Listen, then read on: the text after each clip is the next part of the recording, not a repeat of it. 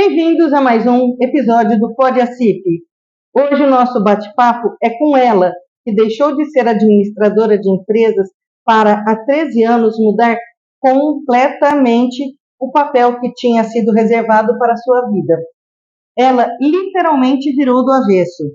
Para ser mais exata, ela mudou para o papel do avesso, uma empresa que personaliza materiais de escritório, objetos de decoração, entre outros. Estamos falando de Daniele Catalani, a Dani, que vai nos contar como foi essa mudança de chave e muitas outras histórias. Fique com a gente.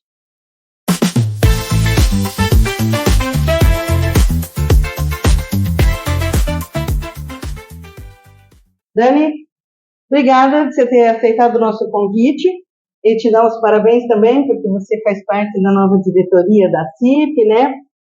Mas conta, como é que aconteceu essa mudança aí? Como que o papel do avesso surgiu na sua vida? Vamos lá. Primeiramente, agradeço o convite seu, da Natália, da CIP, para estar aqui com vocês, e também o convite de fazer parte da diretoria, uma baita de uma responsabilidade, né? Sim. É um desafio. Bom, a papel do avesso, ela nasceu assim. Eu estava doente, mas não sabia que estava doente. Foi no início do transtorno de personalidade borderline, quando começou os primeiros sintomas. Eu era funcionária pública e precisei exonerar o meu cargo porque eu estava muito assim, com todos os sintomas do border muito aflorados. E, só que ao mesmo tempo eu não podia ficar sem fazer nada em casa. E eu sempre tive muita criatividade, gostava de mexer com artesanato. E a minha família, a família do meu pai é músico, da minha mãe é um pouco músico e todos fazem artesanato. E a minha avó, mais especificamente, a minha avó, mãe da minha mãe, fazia várias coisas que hoje é tão comum, né? Mas na época não era tanto, como crochê, tricô. Ela pintava quadros também. Então, eu cresci no meio disso e aprendendo a fazer essas coisas com ela. Então, o artesanato entrou como uma terapia ocupacional. Entrou como uma terapia ocupacional. A princípio, sim. E deixou aflorar a sua veia familiar artística. Exatamente. Eu comecei a pensar o que eu queria fazer, porque aí eu tinha sido apresentada para várias técnicas, né? Mas eu precisava focar. Se eu quisesse desenvolver um negócio posteriormente, deixasse de ser ocupacional para ser um negócio, eu precisava focar. E nesse decorrer eu fui experimentando várias coisas, paralelamente fazendo o tratamento. Conforme fui vendo a melhora, eu fui tendo a clareza do que eu queria trabalhar.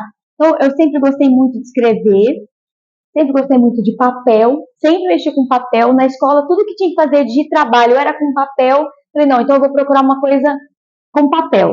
Foi quando eu lembrei que tinha começado a surgir no Brasil uma moda que no exterior já era muito usada, que é o tal do scrapbooking. Eu ia perguntar, Scrapbooking, que era um caderno, um livro, onde a pessoa fazia um diário e ela recortava fotos, ticket de cinema, papel de bala e ia Não era só um diário escrito, era um diário também com informações de fora, né?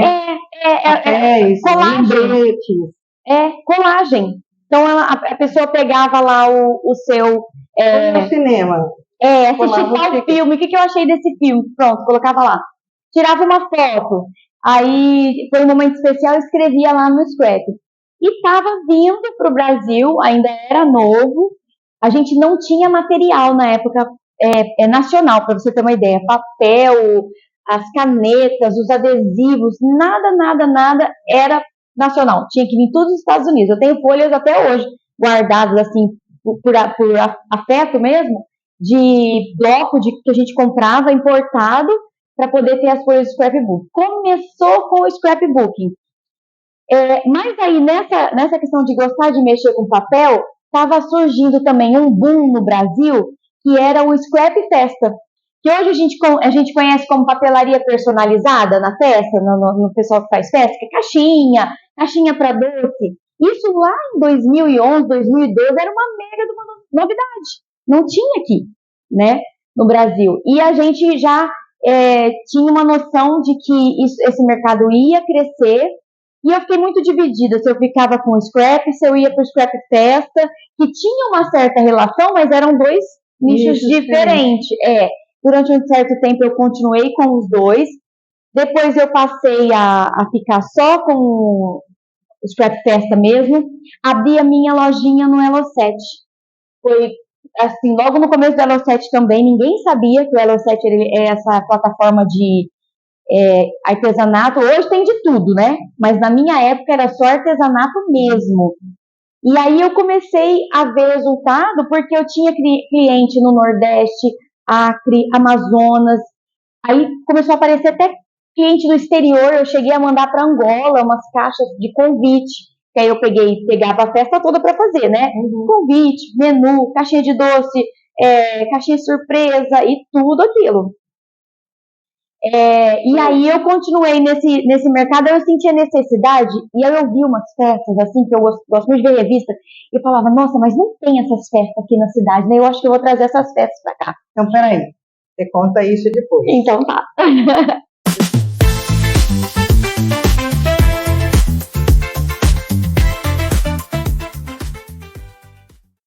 E o papo aqui tá tão bom que eu precisei falar, vamos deixar para a próxima parte. Dani, você estava falando sobre festas, que aí você começou a fazer papelaria para festas, né? Para festa. E a procura? Era grande para papelaria, então eu quis fazer um upgrade e trazer também as coisas para decorar. Eu fui em Porto Ferreira, comprei várias cerâmicas, vaso, tudo combinando assim, bonito, e porque a minha ideia era fazer uma decoração de mesa, mas uma decoração mais clássica, não aquela coisa assim só de papelzinho e tal, improvisado. Não, eu queria colocar os vasos com flor natural, bolo feito com bico. Na época ainda não tinha ninguém que fazia bolo de bico aqui. Minha prima tinha feito um curso, falei, vai aprender a fazer bico, pelo amor de Deus, que eu preciso que nas minhas festas tenha bolo de bico. E a gente até conseguiu, a gente fez umas 3 festas juntas e ela fez os bolos. E eu tinha as bailarinas de porcelana, grande, pequena, e eu já mandava para ela, ela fazia os bolos na bailarina certinho, com aqueles bicos bonitos, formato de rosa. Ela incrementou com pérola, com glitter. Então, assim, ficou muito diferenciada. Flor natural, que era uma coisa que ninguém estava vendo ainda nas festas, né? Eu aprendi a fazer umas flores gigantes para fazer um background na parte de trás da mesa, só com flores gigantes de papel. Eu ficava dias fazendo aquelas flores enormes. Papel, de novo. Quer dizer, eu nunca me desvencilhava do papel, né? Mas o que aconteceu? Era uma festa que era cara, sabe? Não era barato você colocar porcelana numa mesa, não era barato você colocar flores naturais, balão de gazélio, porque até onde a gente tinha era só aquele balão arco normal, e eu já queria balão metalizado com gazélio, o bolo, e os papéis que eu usava era diferente, eu colocava muito detalhe nas peças. Então, o que aconteceu? Subiu, com a mesma velocidade também caiu o negócio de festa. De repente eu tinha procura, mas a pessoa falava assim, ai não, tá muito caro, eu não posso pagar por isso, diminui. Eu não tinha como diminuir mais. Até porque o custo, né? O custo do material, do tempo para fazer. Hoje eu sei de pessoa, se eu tivesse persistido, talvez eu teria continuado nesse mercado. Mas eu levei isso pro pessoal e eu falei, não, eu acho que o pessoal não tá gostando dos valores, não tá gostando das peças, então eu vou ter que mudar. Eu não sou uma pessoa muito persistente, até pelo borderline, né? Hoje que eu tô aprendendo a ser assim. E eu fui deixando de lado a festa até que as festas foi acabando. No último estágio, eu alugava as porcelanas, as cerâmicas para a pessoa, se a pessoa quisesse decorar, ela alugava. Mas aí começou a quebrar muitas das peças. Eu ainda tenho alguma coisa, mas o arsenal que eu tinha diminuiu muito. E aí, novamente, eu me vi numa situação, isso tudo trabalhando dentro de casa. Novamente, eu me vi numa situação em que eu precisava fazer uma mudança. E aí você mudou para personalização? Para ficar de vez com os livros, porque eu comecei com o scrapbook. E eu sabia fazer o scrapbook, mas eu sabia também, já tinha feito outros cursos de encadernação, porque escrever que era a minha paixão. Então eu queria aprender a fazer os cadernos. E mesmo trabalhando, eu fui fazendo esses cursos. E aí eu falei, olha, eu vou ficar só com a encadernação manual, com costura artística e algum restauro ou outro que aparecer, mas eu vou ficar só com isso. E aí, o start da Papel do Avesso foi exatamente com o quê? Agendas.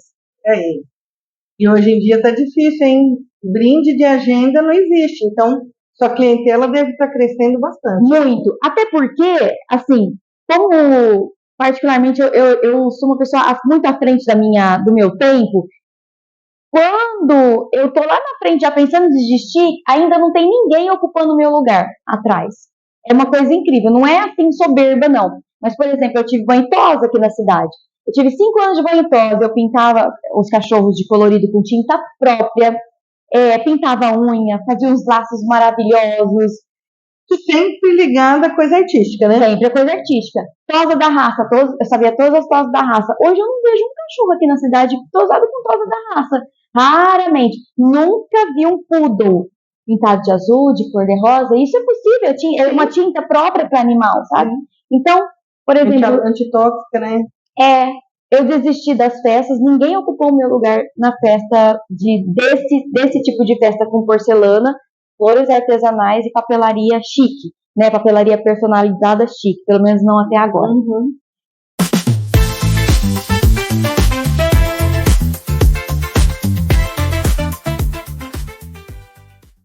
Dani, a gente estava falando agora no bloco anterior sobre as agendas, né? Isso. Atraso, você teve um problema também de perda, né, de material. Mas como que está o seu comércio de agenda? Então, as agendas é meu carro-chefe desde 2017, porque foi elas, na verdade, que deu start para eu permanecer na encadernação, e aí todo ano dobrava, triplicava o número de saídas das agendas. Eu comecei com 30 agendas, fazendo 30 agendas com capa de tecido, porque o diferencial da Papel do Avesso é fazer agenda com capa de tecido. E aí... E também personalizar, né? E personalizar com o nome, exatamente. Só que a personalização veio 3 anos depois. Então, durante esses 2018, 19 e 20, elas ainda não eram personalizadas com os nomes. Depois que a gente começou a produzir e teve a ideia de personalizar com o nome ou logotipo, né? Então, cada ano que passa aumenta mais o número, graças a Deus, está tudo bem. Esse ano a gente deu uma atrasadinha, porque a gente teve que fazer novamente a produção que eu começo a coleção em março, depois eu começo a produzir em junho, para lançar em agosto, no máximo começo de setembro. Com a chuva, a última chuva que deu, estourou uma calha e todas as agendas que eu tinha, não só as agendas prontas, lá no expositor, mas também capa, miolo, que estava tudo na parede assim, foi tudo embora. E aí eu tive que fazer tudo, dá vontade. Não, eu chorei. Eu chorei no dia, mas no outro dia eu sacudi a poeira e falei, vamos tocar o barco pra frente, vamos começar a fazer tudo de novo. E a gente tá um pouquinho atrasada na produção, mas porque eu tive que fazer em 20 dias o trabalho de 6 meses, para poder atender todos os clientes que estavam já esperando aquelas agendas ali. Não é? Dani, falando em agenda, como está a sua agenda na música? Porque a gente também sabe que você se apresenta, que você curte cantar. Conta pra gente isso. Olha, eu tenho mais de 28 anos de carreira musical. A maioria das pessoas não sabem disso. Só os mais velhos da cidade que sabem, né? Ah, tá me chamando os mais novos, velho, né? Não, eu no caso também, né? Porque a moçaiada nova que tem banda e tal, eles não conhecem, eles não sabem quem eu sou. E aí, eu tinha 13 para 14 anos, eu lembro que a minha primeira carteirinha na Ordem dos Músicos do Brasil, meus pais tiveram que assinar, porque eu era menor de idade. Hoje eu não toco mais profissionalmente, é só por diversão mesmo, até porque eu tinha um problema sério. Eu não me divertia. Trabalho para mim é trabalho. Então, tinha até um amigo meu, baterista, que ele falava assim, você tem que ser igual a Daniele, você é cheio de problema aqui, mas entrou no palco, esquece os problemas.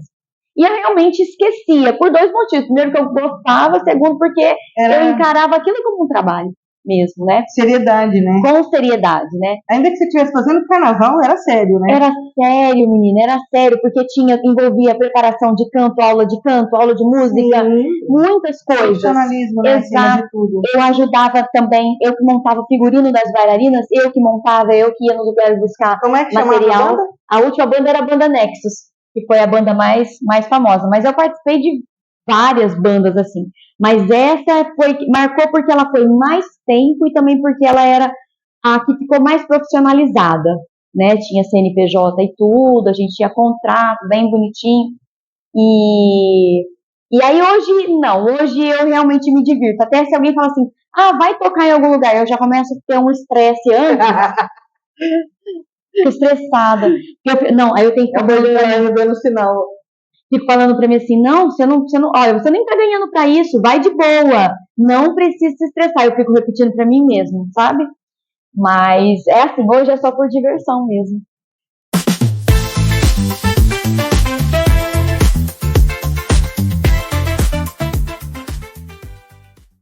Dani, o papo aqui no bastidor estava rolando solto, né? Mas eu lembro que você, num dos comentários, você falou sobre estar feliz de estar fazendo parte da CIP. Sim. Então, fala pra gente e aproveita que você, como diretora, convida para as pessoas se associarem.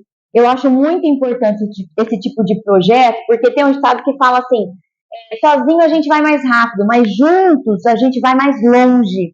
Então, esse processo da CIP de unir os comerciantes da cidade, eu acho muito importante, porque nós temos mais força para fazer os eventos, para trazer mais o que a gente quer para os nossos comércios. A gente quer movimento, a gente quer cliente, né? Então, o que eu busquei, né, me associando com a CIP e agora entrando também na parte, né, da diretoria, é estar junto com eles para fazer a minha parte como comerciante, e eu quero te convidar para fazer isso também.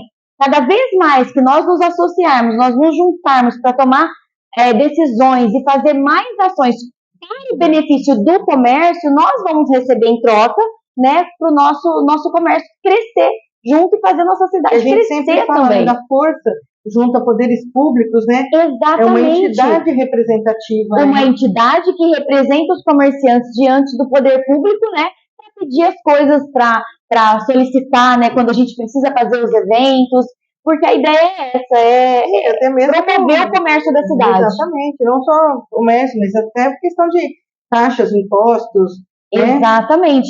Né? Tributos. Exato, e ela estava me contando que tem vários benefícios para o associado, não é só esses que a gente disse, mas tem vários outros benefícios, convênios e tal, né? Depois você pode entrar em contato com a Natália, que ela vai te passar tudo certinho, mas são muitos benefícios, e é um benefício maior ainda para a nossa cidade e para nós como um todo, pelo comércio da cidade.